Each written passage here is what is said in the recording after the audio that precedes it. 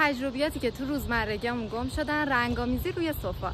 این خانم بنده خدا بدون اینکه بدون میکروفونش صداشو ضبط نمیکنه داره با انرژی تمام واسه شما توضیح میده که قراره سطح سفالمون رو سنباده بزنیم.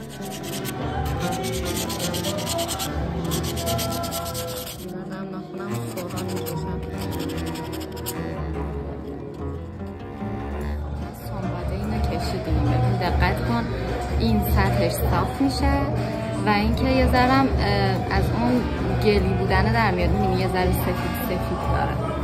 اینم همینطور. حالا بریم سراغ رنگ. میخوام جوری رنگش بزنم که انگار این میوه است، مثلا حالا هلویی، لیمویی، ببینم چه رنگی. بریم رنگش هم درست کنیم.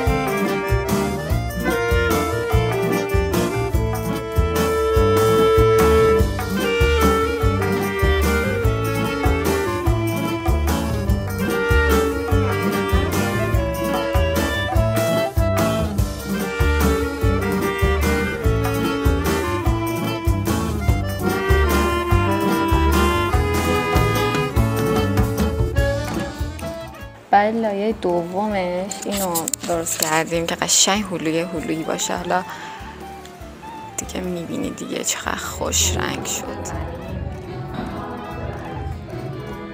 ناخن داشتم خیلی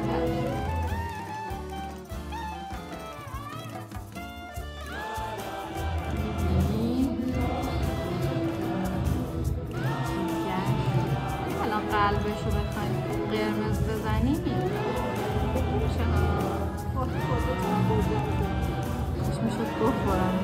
دستای هنرمند. من سعی کردم با تمام ریزه‌کاری انجام بدم. اینم که در شکلات خوریمونه و این میزه یک هنرمند که نه حالا ولی حالا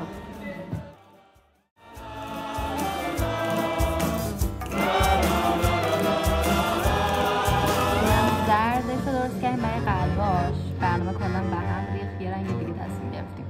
بعد می‌بینی سه رنگش هم پاستیل تور شد دیگه. گفتیم زردش هم با قرمز و اینا ترکیب کنیم. یه ذره‌اش شام ببینید، بعد من بقیه‌اشو میزنم و قلب دیگه مرحله آخرشه. امیدوارم قشنگ شه. اینم که در قندون، لب خندون خیلی باحال شد رنگ بشه.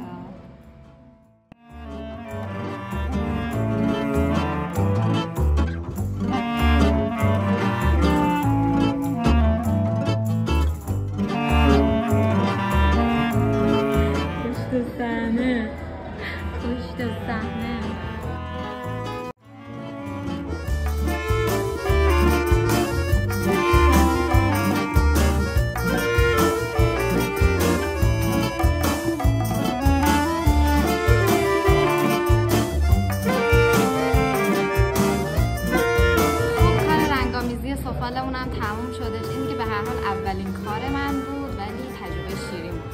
حالا امیدوارم صدامم اوکی باشه چون که میکروفونمون باتریش تموم شد. اینم یه چرخی بهتون نشون بدم. تلاش کردم که این هلو بشه، اینم برگ هلو، اینم که دیگه دست